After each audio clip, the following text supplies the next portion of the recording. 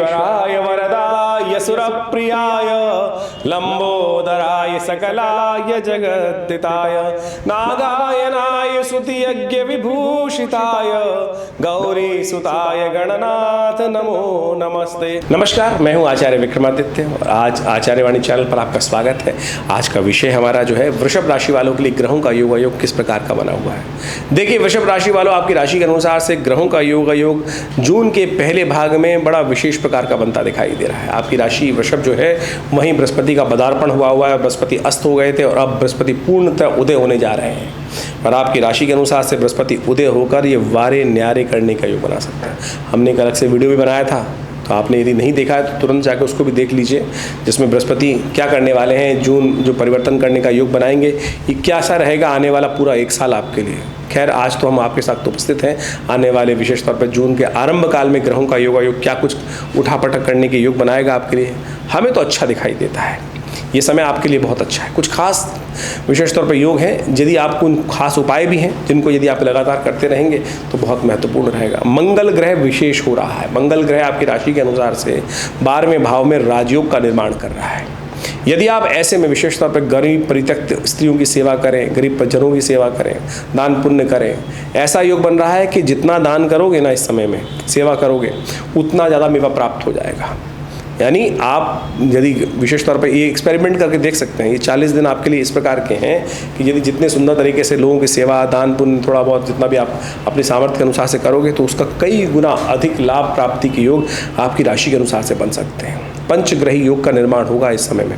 आपकी राशि में ही विशेष तौर पर सूर्य, बुध, शुक्र, मंगल, चंद्रमा और विशेष तौर पर बृहस्पति, ये सब के सब ग्रह एक साथ विराजमान हो रहे हैं और इसमें 3 ग्रह अस्त भी हो जाएंगे, चंद्रमा भी अस्त हो जाएंगे, शुक्र भी अस्त हो जाएंगे, चल रहे हैं, बुध भी अस्त हो जाएंगे। तो ऐसे में ये सब ग्रह क्या करेंगे, ऐसे में ग्रह दिखाते हैं विशेष तौर पर ये जलाजल का योग बनता है या कहीं ना कहीं प्रचंड गर्मी का योग बनता है, तूफान का योग बनता है। पंचग्रही योग जो है ये विशेष तौर पर बहुत महत्वपूर्ण है, ऐसे में ध्यान रखने की ज़रूरत है। और जून का पहला भाग वैसे भी बहुत विशेष है। भारत का विशेष तौर पर ऐसा योग बनने जा रहा है जो संविधान, जो विशेष तौर पर जनतंत्र के अंदर, लोकतंत्र के अंदर विशेष तौर पर ये जिस दिन है, विशेष तौर पर 4 तारीख का दिन जो है वो वैसे ही बहुत महत्वपूर्ण है। और ऐसे में ग्रह योग दिखाते हैं कि बहुत अद्भुत प्रकार से जो ग्रहों का योग है वो बहुत भारत के लिए शुभ दिखाई देता है। ऐसे में आप समझ लीजिए आपके लिए ग्रहों का योग क्या करता दिखाई दे रहा है, सिलसिलेवार तरीके से समझें। 1 तारीख का दिन विशेष तौर पर ग्रहों का योग दिखाता है शनिवार का अवसर, 1 जून शनिवार का अवसर है और 9वीं तिथि ज्येष्ठ के कृष्ण पक्ष की विद्यमान है, 10वीं क्षय हो जाएगी। मीन में चंद्रमा का पदार्पण होता दिखाई दे रहा है। 12वें भाव में चंद्रमा राहु के साथ विद्यमान होकर आपके लिए शुभ योग बनाते दिखाई दे रहे हैं। ऐसे में बड़े संपर्कों से, बड़े लोगों से आपको लाभ प्राप्ति के योग बन सकते हैं। मंगल भी परिवर्तित होकर सुबह करीब दोपहर को 3:30 बजे के आसपास मीन राशि में से निकलकर मेष राशि 12वें भाव में जाते दिखाई दे रहे हैं और ये आपके लिए बड़े विशाल लोगों से, बड़े विशाल हृदय के लोगों से, बड़े लोगों से, आपके बड़े कार्यों से कुछ लाभ स्थिति उत्पन्न कर सकते हैं। यानी आने वाले कुछ खास दिनों में बहुत महत्वपूर्ण कार्य आपके द्वारा हो सकते हैं, इसलिए बुद्धि को शांत रहते हुए कार्य करने का प्रयास कीजिएगा।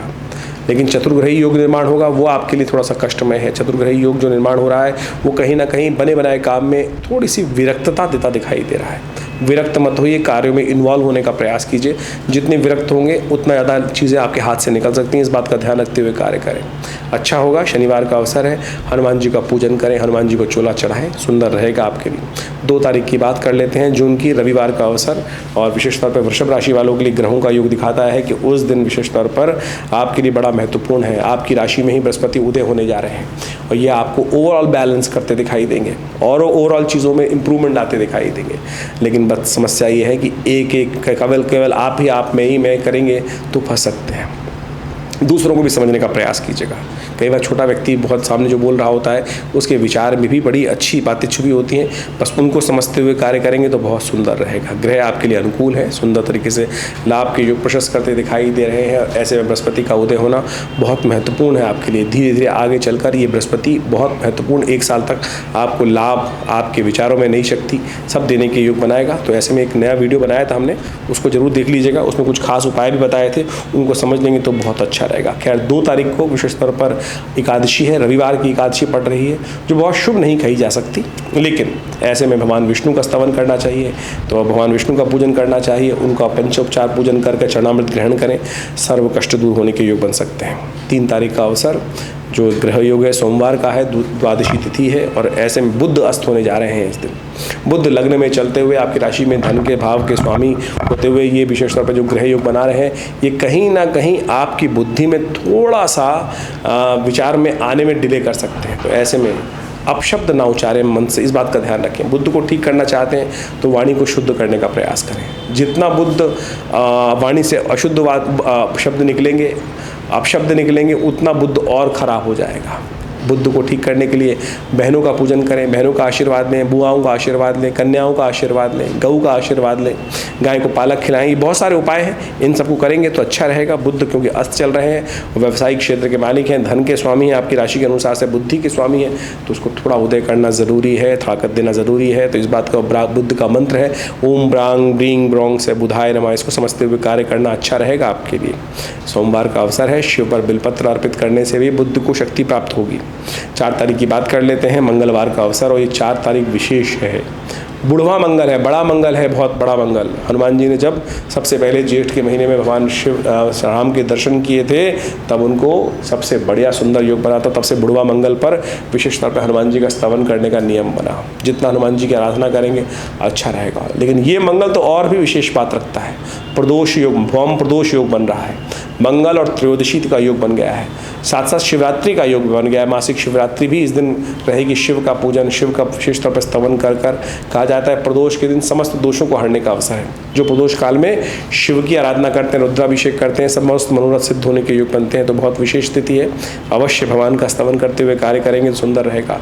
हमने भी विवेकानंद योग आश्रम में हनुमान चालीसा का सुंदरकांड का सुंदर पाठ रखा है, सवा मनी का भोग रखा है, हनुमान जी को चूल्हा चढ़ेगा, विशेष तौर पर यज्ञ रहेगा, मंगल ग्रह शांति महायज्ञ, क्योंकि इस वक्त मंगल पर दृष्टि पड़ रही है शनि की। शनि बहुत अनुकूल है, लेकिन शनि जो मंगल पर दृष्टि डाल रहे हैं वो कहीं ना कहीं मंगल के शुभ योग के उत्साह पर कहीं ना कहीं कमी ला सकते हैं।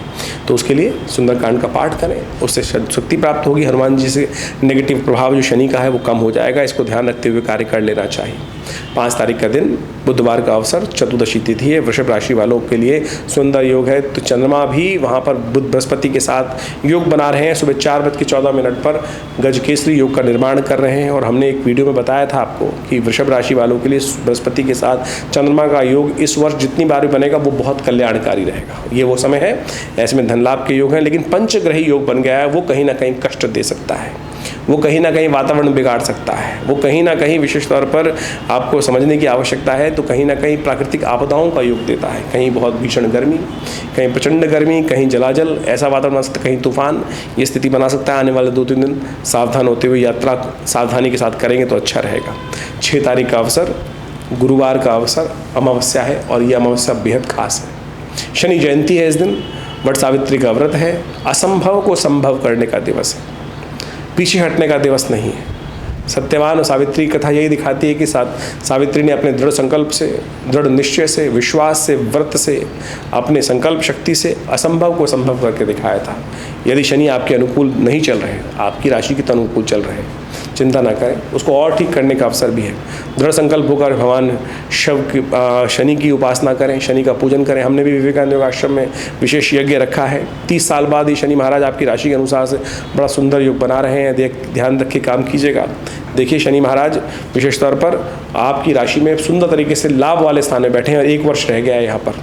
बृहस्पति भी ऐसे में पूर्ण शक्ति के संपूर्ण होकर ताकत में बैठ गए हैं। तो ये वर्ष आपके लिए बहुत सुंदर है। तो ऐसे में शनि को और थोड़ा ठीक कर लीजिए। हमने विवेकानंद योग आश्रम में इस दिवस पर शनि ग्रह शांति महायज्ञ रखा है। इसमें शनि के विभिन्न मंत्र, वेद मंत्र, शनि के स्तोत्र, शनि के कथाएं जो है उन सब का सहारा लेते हुए आध्यात्मिक कार्यक्रम रहेगा। 100 पाठ हनुमान चालीसा के रहेंगे। जो शतबार पाठ पढ़ जोई, छूटई बंद महासुख होई। तो ये सब कार्य आप कर सकते हैं, घर पे भी बैठ के कर सकते हैं। जो आश्रम पे आएंगे तो बहुत सुंदर रहेगा। और साथ साथ कहीं दूर बैठे हैं तो इस आश्रम में अपने नाम से यज्ञ कराकर सम्मिलित हो सकते हैं। व्यवस्थाएं हैं, फ़ोन नंबर चल रहे हैं स्क्रीन पर। 5 तारीख का अवसर बुधवार की तिथि है और विशेष तौर पर ग्रहों का योग आपने जो समझा, 7 तारीख को समझ लीजिए क्या ग्रह दिखाते हैं। 7 तारीख का अवसर 7 जून का शुक्रवार का अवसर है, प्रतिपदा तिथि है। मिथुन राशि में चंद्रमा का प्रवेश होने जा रहा है। ये आपके लिए कहीं ना कहीं अपने माता पिता का आशीर्वाद लेकर कार्य करने का अवसर है। ऐसे में जितना माता पिता का आशीर्वाद लेंगे, बड़जन का आशीर्वाद लेंगे, आशीर्वाद पूर्ण होकर कार्य करेंगे, समस्त कार्यों को पूर्ण करने का सुंदर अवसर प्राप्त होगा।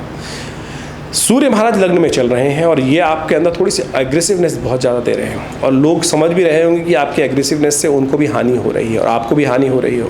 तो ऐसे में देव योग से सुंदर योग बना है करवीर व्रत। जेठ की शुक्ल पक्ष की प्रतिपदा के दिन करवीर व्रत होता है। ऐसे में अपने इस उग्र स्वभाव के सूर्य के दोष को शमन करने के लिए एक उपाय किया जाता है।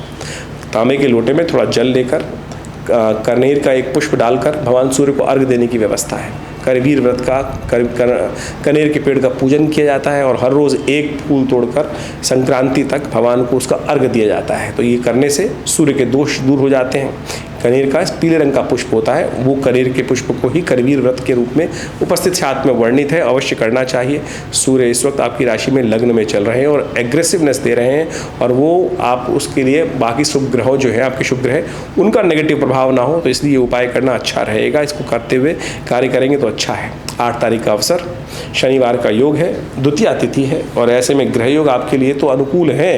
चंद्रमा बहुत सुंदर योग में बैठे हुए हैं, शनि महाराज बहुत सुंदर योग में, राहु बहुत सुंदर योग में बन रहे हैं। ऐसे में दान पुण्य करने का प्रयास करें, दान से हाथ पीछे ना खींचें।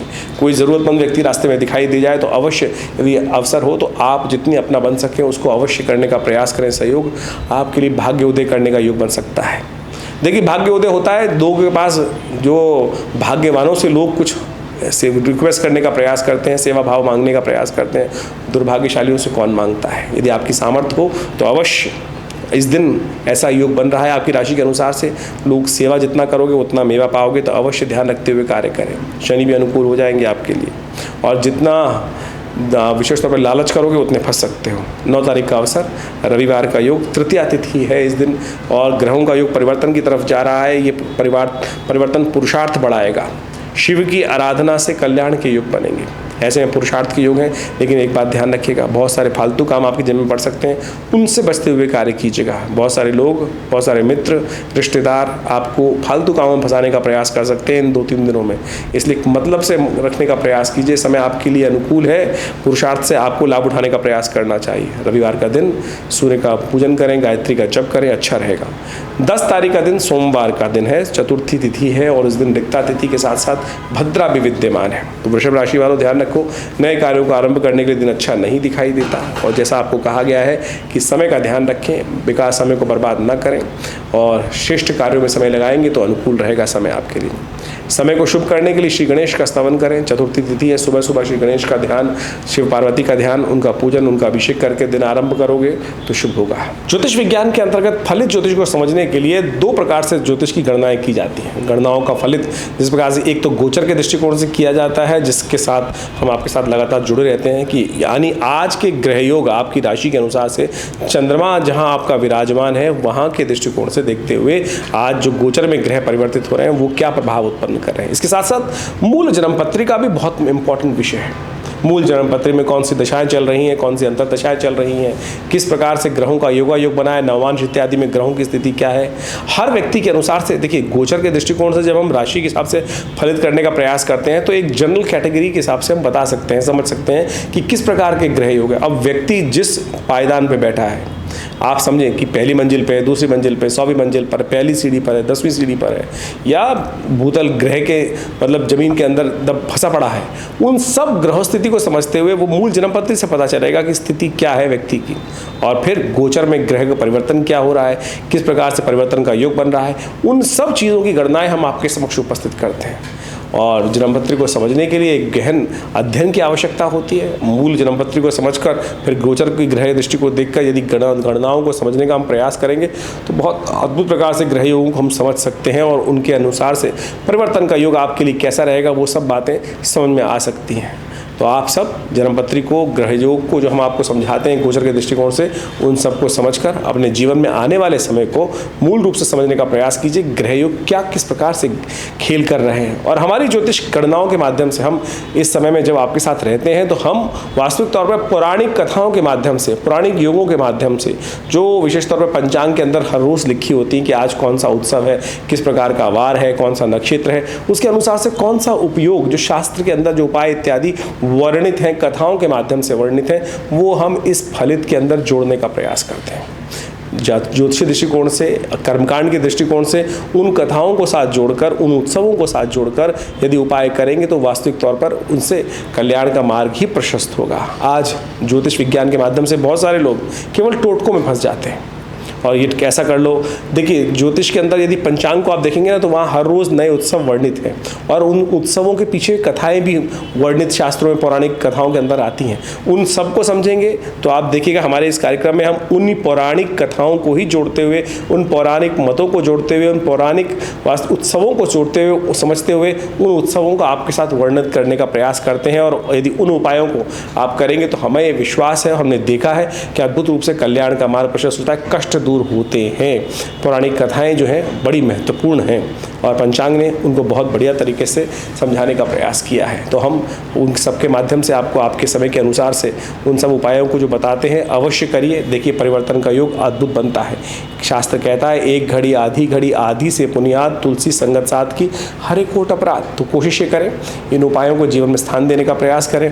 और हमारे विवेकानंद योगाश्रम में हमने पिछले करीब 60 सालों में सदगुरु आचार्य श्री केशव देव जी के महाराज के सानिध्य में विभिन्न भारतीय पराविद्याओं पर शोध किया, चाहे वो मंत्र विज्ञान है, चाहे वो यज्ञ विज्ञान है, चाहे वो भारतीय विभिन्न क्षेत्रों में योग विज्ञान के माध्यम से, और बड़ा एक शोध संस्थान विकसित किया। यहाँ पिछले करीब हमारे आश्रम पे 60 सालों से नित्य 8 घंटे यज्ञ होता है। विभिन्न मंत्रों पे हमने शोध करके देखा है। बहुत सारे लोग ऐसे आए कि जिनके जीवन में शारीरिक कष्ट अद्भुत रूप से था। एक तो कई कष्ट तो ऐसे आए कि बिल्कुल कोई दवाई काम ही नहीं कर रही थी, और जैसे ही महामृत्युंजय मंत्र का प्रयोग किया गया उनके लिए अनुष्ठानिक तौर पर देखिए आप परिवर्तन का योग बना। विभिन्न ग्रह योग ऐसे थे कि विकट परिस्थिति में थे, केस पे केस, कोर्ट में जमानत भी नहीं हो रही थी, लेकिन ऐसे में दुर्गा शमनी का, सुंदर भगवती दुर्गा का प्रयोग किया गया और उन केसों के माध्यम से उनके जीवन में कष्ट के दूर पड़े। शत्रु लगातार परेशान कर रहे थे। ये सब वास्तविक तौर पर शास्त्र में जो वर्णित कथाएं हैं उनको भी हम समझे। बगलामुखी जी का प्रयोग बड़ा दिव्य है और कहा जाता है कि मुकदमे इत्यादि विजय में शत्रुओं पर विजय प्राप्त करने के लिए वो अद्भुत रूप से कार्य करता है। हमने हजारों बार करके देखे ये सारे प्रयोग, बिल्कुल प्रत्यक्ष रूप से काम करते हैं। श्रद्धा के साथ, विश्वास के साथ इन सब चीज़ों को किया जाए तो जीवन में कष्ट दूर होने के योग अद्भुत रूप से बन सकते हैं। तो विभिन्न उत्सव जो समय समय पर आते हैं हम आपको अवगत कराते रहते हैं, उन मंत्रों को साथ भी आपको जोड़ने का प्रयास करते हैं। हमारे आश्रम में जैसा नित्य हमने कहा आपको कि नित्य 8 घंटे यज्ञ होता है। माँ भगवती का सुंदर शिव विग्रह विराजमान है जो 1947 में मुल्तान से आया, और आज उनके ही सानिध्य में चमत्कारिक मंत्रों का यज्ञ जब करते हैं तो उनके कार्यों की, मनोकामनाओं की फलीभूति होने में हम बहुत अद्भुत प्रकार से देखा गया है, प्रयोगों करके देखा गया है कि वो फलीभूत होते हैं, चमत्कार उपस्थित होता है। तो आप नित्यप्रति आश्रम में होने वाले यज्ञों में हर रविवार को पधार कर उसमें सम्मिलित हो सकते हैं। विभिन्न कार्यक्रम समय समय पर होते रहते हैं, उनको अवगत आपको कराते रहते हैं। हॉस्पिटल इत्यादि में बहुत सारे कार्य चलते हैं। विवेकानंद योग नेचुरोपैथी आयुर्वेदिक हॉस्पिटल जो चल रहा है, गौशाला की चल रही है, साथ साथ विभिन्न भंडारे चलते रहते हैं समय समय पर। आप सब भी उन सब कार्यक्रमों में आश्रम के साथ जुड़ सकते हैं। आपका स्वागत है। धन्यवाद।